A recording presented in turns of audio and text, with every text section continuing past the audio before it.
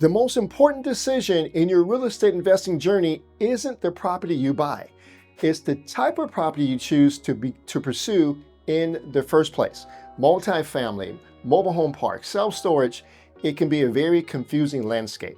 And choosing the wrong path for your goals can mean years of frustration, while choosing the right one can put you on the fast track to financial freedom. As a 25-year veteran in this industry and author of Commercial Real Estate Investing for Dummies, I've seen it all. And today I'm going to do something I've never done before on this channel. What I'm going to do is I'm going to put the 5 major commercial real estate food groups in a head-to-head battle in a no-nonsense pros and cons smackdown. Let's get started. All right, number 1 is multifamily, the one you know and love, and probably the one you most understand as well. All right, so multifamily is number 1. Now the pros are never-ending demand. Look at this graph that I'm going to show right here. This graph shows that in America today, we are about 4 million homes short of fulfilling the needs of housing in this country. So the need is never ending, and there's no chance of us catching up anytime soon. All right, so that's a huge pro. So you'll always have tenants. Someone always needs a place to sleep. All right.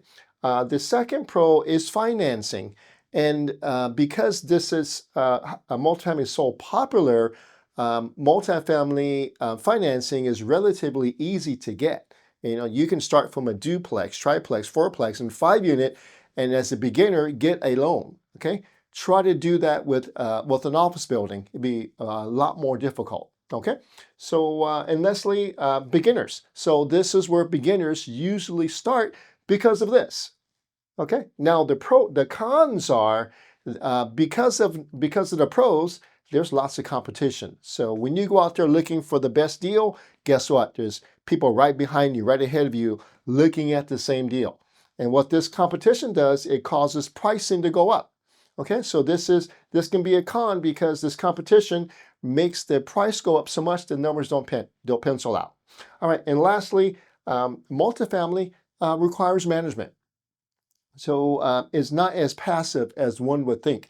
It requires skill to operate successfully multifamily, and this is what our company is best at. We believe that we are one of the best operators out there in showing our students how to successfully and properly manage multifamily. All right, now I have this third category here, WMPDK. It is what most people don't know. Okay, so what most people don't know about multifamily is the real money in multifamily is made with forced appreciation. Me too, right?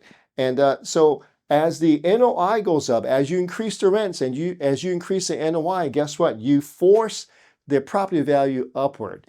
And what this does is not only does it increase the cash flow, but it makes the value go way high, allowing you to pull money out and then keep the property, buy another property, and do the same thing over and over and over again. That's what I've done, and this is what we teach our students to do. All right, or you can get the NOI way up, make the value really high, and sell and retire. All right, so this is what most people don't know of why multifamily is so popular. This is where the real money is. All right, let's go on to number 2. Got questions? Simply text the word Peter to 833-942-4516 and we'll help you. Here we are with number 2, and that's mobile home parks, our best kept secret. Here's why it's the best kept secret. Look at these pictures here. These are pictures of our students' mobile home parks. What is the common thread here? The common thread here is they're all not pretty. They're not designed to be pretty. What they're designed to do, and this is our first pro, is to cash flow. That's the purpose of a mobile home park, and that's why it's the best kept secret. Your goal is to only own the land and then have your tenant put their home on your plot of dirt and pay you rent on the lot. Okay, that's the goal here. And so that means that they take care of the home, right? They take care of all the repairs and maintenance, and they just give you a check for their dirt that they're renting. That's the goal here, right? The con here is the stigma, right? The stigma is mobile home parks aren't that pretty. They can be an eyesore to a city. In fact, when was the last time you saw a city have a grand opening for a brand new mobile home park? Very, very rare. You probably have never seen it, right? Because cities don't want it. Cities want the beautiful apartment buildings now. But this can be a positive for you because if you can buy your first mobile home park, guess what? You're not going to have competition down the road because cities don't want any new ones, okay? So that can be a pro for you, okay? So we turn this stigma into a pro. All right, next is financing. Financing is difficult in mobile home parks because lenders don't want to lend on something that people aren't building new of, okay? But half of the deals that we do with our students, one half are bank financing, so it is possible. The other half, 50%, is from seller financing. So you have to become very up to speed on the latest creative financing techniques. And we have a video here of students buying mobile home parks, so you can see that for yourself, okay? All right, next is what most people don't know, okay? What they don't know is many of the mobile home park deals that you see out there are what we call, they will have park-owned homes on them. That means that the landlord, the person who owns the park, also owns the home, and that's not really our goal. But guess what? When you go out looking for a deal, most of them are in that fashion, okay? Again, not what we want, but that's okay because what most people don't know is what you can do is you can buy a park like that, then you can seller finance the homes to the tenants, okay? And then the tenants become responsible for the repairs and maintenance, which is what you want, all right?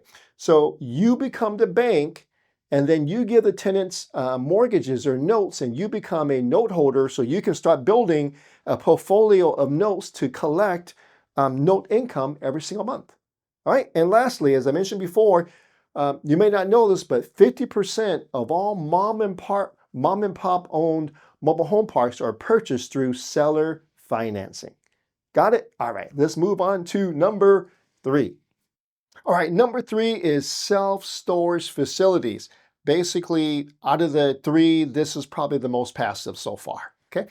And basically, you're renting out garages. Take a look at this facility right here. Student bought this, and basically he bought 2 of these self-storage facilities, and he bought multifamily, and then a year later he says, Peter, I'm no longer going to buy multifamily. I'm going to stick with self-storage facilities. And the reason why is because of the pro. He said there, Peter, they're simpler. I don't have to deal with tenants, okay? Next, the low expenses, right? The low expenses meaning that there's no toilets or, broken windows to fix, deal with tenants, and no 2 a.m. calls from tenants on maintenance repair issues. And the big thing was our student can operate his self-storage facilities from home through magnificent software that's available now, okay? So simplicity. All right, the cons are there's lots of competition because the secret is out, okay? Because of these wonderful cons here, everybody has jumped in, and then now this competition has made the pricing go up. So what you need to do and how our students are finding our deals is, I have a big but here, right? The but is 77% of all self-storage facilities are owned by mom and pop size owners, okay? Not by the big guys. The big guys don't go after, but the mom and pop, and they own 3/4 of all the self-storage facilities in America. That's who you want to go after. That's your target, okay?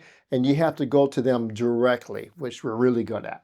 All right, now here's what most people don't know about self-storage facilities, and that is a good portion of the profit can come from what we call ancillary income. So when you own a self-storage facility, you get to sell other things such as boxes for people who are moving, right? Locks, right? For people who are moving, want to lock things up. Renter's insurance. We have a student that's doing virtual mailboxes. So he created his website and added to his self-storage website, and now he sells virtual mailboxes. Okay, and makes a pretty good living at that. Next, you can sell U-Haul. We have students that have a U-Haul on their property, and then next is EV charging. So, and the list goes on, however creative you can be. All right, so that is number 3. That is self-storage. Again, probably the most passive out of the 3 here discussed so far. Let's go to number 4. Every successful commercial real estate investor has a mentor. Get mentored by me and my team by applying to be our next protege. Click the top corner. Here's number 4, and this is a dark horse that's booming, and one of my favorites. It is flex space, okay? I'll show a picture of what flex space is so you can kind of get an idea. You've seen it as you drive around the neighborhood and drive around. You see flex space, you just don't know what it's called, okay? And it is booming, it is a dark horse, okay, that we like really like a lot. Here are the pros, right? Versatility and tenant loyalty. Okay, what versatility buys you is that you have this building and you can put in a fitness gym there. You can put a guy who works on aquariums. You can put a kitchen cabinet finisher there. You can put a small furniture repair shop in these little spaces. So versatile for so many different businesses.